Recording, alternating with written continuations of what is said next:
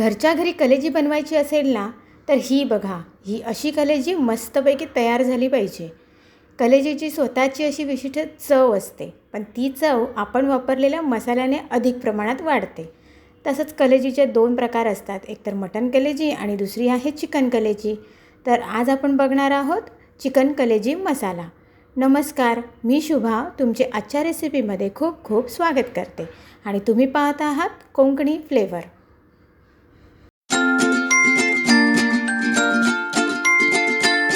कलेजी मसाला बनवण्यासाठी लागणारं साहित्य आहे.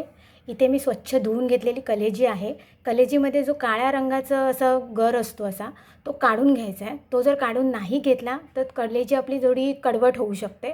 म्हणून आठवणीने आपण जेव्हा साफ करणार ना कलेजी, तेव्हा ती स्वच्छ धुवून आणि साफ करूनच घ्यायची आणि तो गर काढून घ्यायचा. त्यानंतर इथे मी घेतलं आहे दही, इकडे घेतलं आहे मी मीठ, मालवणी मसाला घेतला आहे आणि हा थोडा गरम मसाला घेतला आहे.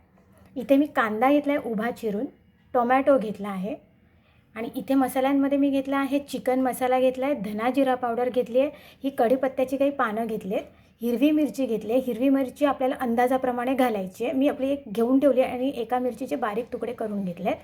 इथे मी लिंबू घेतला आहे कारण थोडी आपल्याला चटपटी फ्लेवर द्यायचं आहे म्हणून मी थोडासा लिंबू घेतला आहे.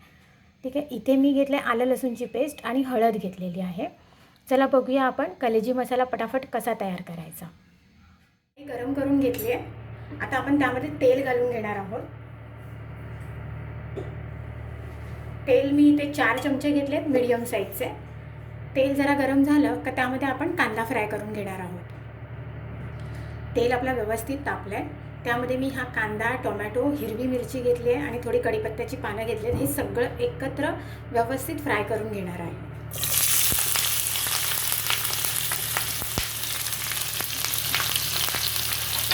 हे व्यवस्थित एकत्र आपल्याला असं फ्राय करून घ्यायचं आहे. कांदा आणि टोमॅटो अगदी नरम पडेपर्यंत आपल्याला ते व्यवस्थित फ्राय करायचं आहे. यामध्ये आता आपण आलं लसूणची पेस्ट पण घालून घेऊया आणि व्यवस्थित मिक्स करून घेणार आहोत. कांदा व्यवस्थित आपला फ्राय झाला आहे, टोमॅटो पण फ्राय झाला आहे. आता आपण त्यामध्ये हे सगळे मसाले जे आहेत ते घालून घेणार आहोत. मसाल्यांमध्ये आता हा गरम मसाला, मालवणी मसाला घालते, थोडंसं मीठ घालते आणि चिकन मसाला, धना जिरा पावडर, हळद, हे सगळे मसाले व्यवस्थित आपण मिक्स करून घेणार आहोत. पाण्याचा वापर जराही करणार नाही आहोत आज आपण. आता आपण यामध्ये दही मिक्स करून घेणार आहोत.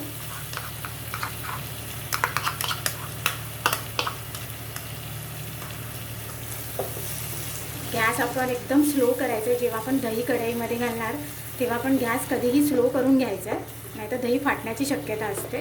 आणि पटापट हलवत राहायचं. जोपर्यंत दही सगळ्या मसाल्यांमध्ये एकजीव होत नाही आहे तोपर्यंत ते हलवतच राहायचं. दही पण आपलं व्यवस्थित मिक्स झालं आहे. आता आपण त्यामध्ये ही स्वच्छ केलेली कलेजी घालून घेणार आहोत आणि ती व्यवस्थित मिक्स करायची आहे अशा पद्धतीने. कलेजी पण आपली व्यवस्थित मिक्स करून झाली आहे. आता एक आपण 15 मिनिटासाठी याला झाकण लावून ठेवून देणार आहोत मीडियम गॅसवरती. 15 मिनिटं झालेत. आता आपण झाकण काढून बघणार आहोत. वा, कलेजी व्यवस्थित शिजली आहे आणि व्यवस्थित झाली पण आहे. हे बघा, व्यवस्थित झाली आहे. आता ती थंड झाल्याच्या नंतर अजून सुकी होईल.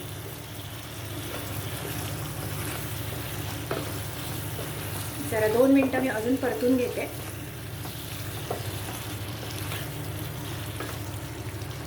त्या अगोदर त्यामध्ये कोथिंबीर घालून घेते.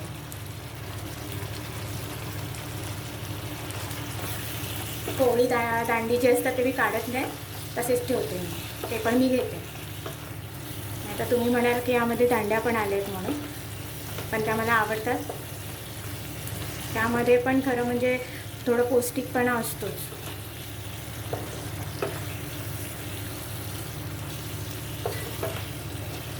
आता आपली कलेजी तयार झाली आहे. मी तुम्हाला ती सर्व करून दाखवते. त्याआधी मी गॅस बंद करते. सुका कलेजी मसाला तयार झाला आहे.